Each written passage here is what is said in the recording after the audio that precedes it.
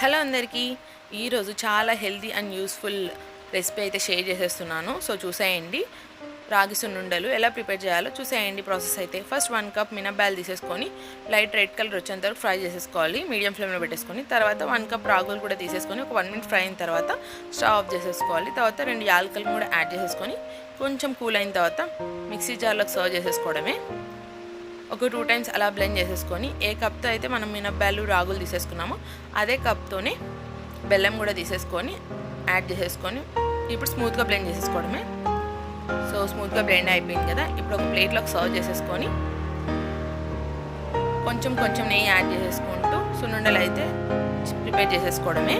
కొంచెం గీ ఎక్కువ పడుతుంది. గీ యాడ్ చేసుకుంటేనే సున్నుండల షేప్ అయితే వస్తుంది. సో చూసారు కదా, ఫైనల్గా రాగి సున్నుండలు అయితే రెడీ అయిపోయి చాలా హెల్తీ అండ్ టేస్టీ కూడా. ఇంకెందుకంటే మీరు కూడా ట్రై చేయండి. అండ్ వీడియో కనుక నచ్చితే లైక్ చేయండి. చూసాక సబ్స్క్రైబ్ చేసుకోవడం మాత్రం మర్చిపోండి ప్లీజ్.